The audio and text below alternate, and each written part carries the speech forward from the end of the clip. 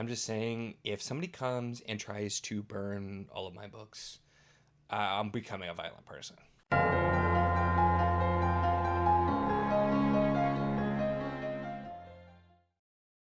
Hello and welcome to my channel. In this video, we're going to be talking about Fahrenheit 451 by Ray Bradbury, a book which I thought I had read many years ago and apparently never did because I did not really have any memory of this, although obviously I knew kind of the base plot, familiar with it, and have seen either, if you want to call it homage or things ripping it off over the years and everything as well.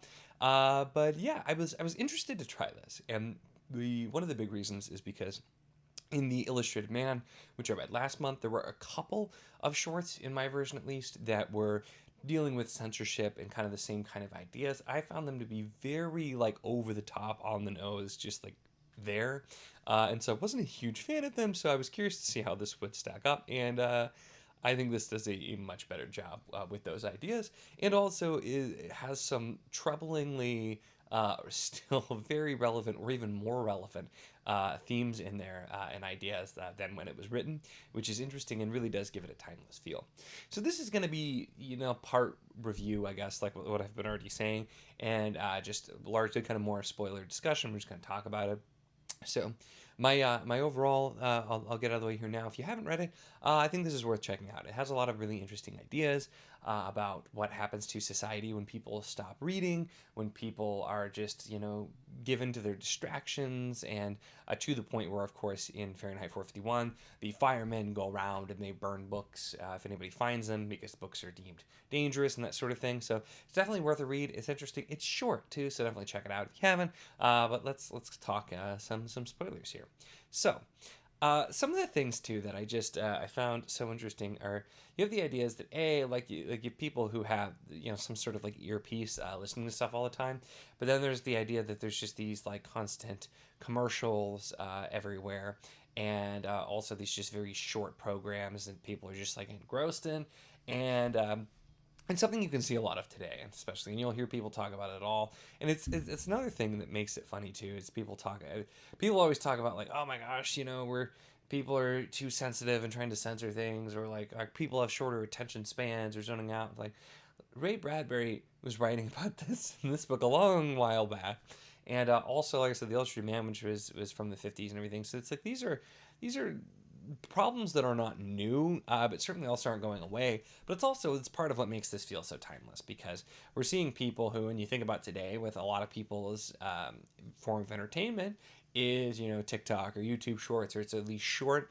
bite-sized thing, where you're going to get a bunch of ads, or as you're watching through, you get all these different things. And so it feels very familiar, and it feels almost like it's more familiar. I feel like somebody who was reading this when it was published versus somebody reading it now, it feels like it's supposed to be this dystopian far future thing, and it's reality now. Obviously, we don't have the people going around burning books, but it is reality. And I also really enjoy the approach of how it's talked about as we get further in, about how this happened, because it wasn't just that somebody decided, oh, we're going to burn all the books. It's like, no, people stopped valuing them, and that's something you hear about too. Is it's people don't read as much anymore, and obviously, on BookTube, we're readers and we read. There obviously are still people that read, but I feel like most people who are really into reading have the same kind of thing. And one of the reasons why BookTube and community exists, where like they don't know a lot of people who also enjoy reading, and a lot of people don't. It's not the type of entertainment people go for necessarily anymore, and some still do. But it's just, so the kind of the idea that it's just people really didn't want the books anymore, and they went away, and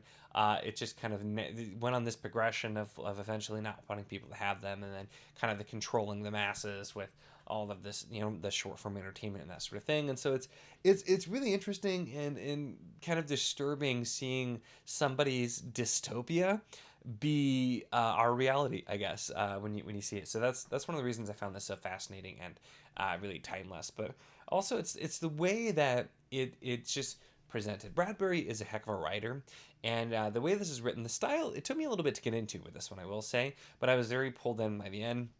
The flow, the dialogue, the ideas, it's just all really, really well realized. And especially, apparently, he wrote this in like a very short amount of time as well. So impressive for that.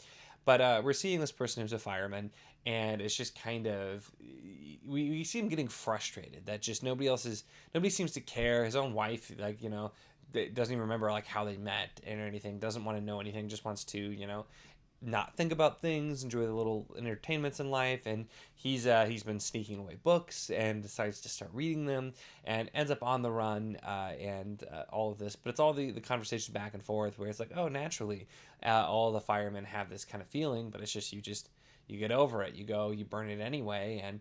The idea that the character too is not just somebody who's like kind of got caught in this. It's like the character, like, he likes doing it. He likes the burning. It's like a way for him to get his emotions out and his rage at his own life through it. And so it's not like it's just yeah, super sympathetic character initially, but that's what we get. And my favorite kind of the ideas, the themes at the end is where we see that these different people are different books. And it's just basically like if you manage to read a book, you're the one who then has to keep that there. Kind of the change back to oral storytelling, but also just the idea of people as books. I find to be really fascinating, and that's super interesting. And it reminded me, we'll talk about some of the things that this book reminded me of. Reminded me of a book, or not a book, a movie called The Book of Eli, which might have been a book, I don't know. But which is about a man who, it has like the last Bible, and there's something at the spoiler warning, I guess. There's something at the end where it's like he doesn't have it anymore, but he remembers it and is like reading it out. And so that's what it made me think of. Like, I wonder if that was meant to be homage or if it was just a ripoff. Obviously, there are the Fahrenheit 451 movies as well. But I commented when I first read this, what this kind of reminded me of is a bit of a better executed Man from High Castle, where, looking at kind of this different society, because I wasn't a huge fan of that, but it had some similar feels, but just, I feel like, done better. But also the thing without, the dumb humor, but Idiocracy, the movie, where people are just getting dumber and dumber. And somebody who's just kind of like thinking just a little bit is so much smarter. And so it's those are kind of the things that made me think of. And most of all, this was a book that wasn't like, oh my gosh, I loved this, but it was a book that was interesting and made me think, and has kind of stayed with me in those thoughts and impressions. And so I think it's a great one. Still relevant as ever, like I said, if not more so. Definitely one that I recommend checking out.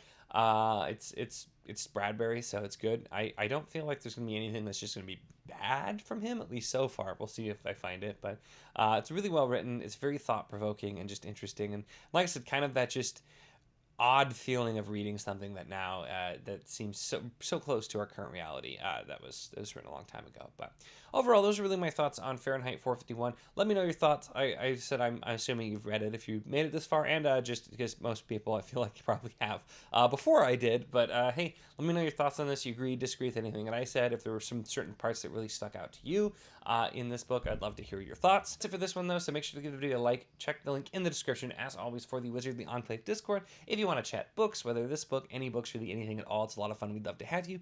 And of course, if you enjoy my content, make sure to subscribe.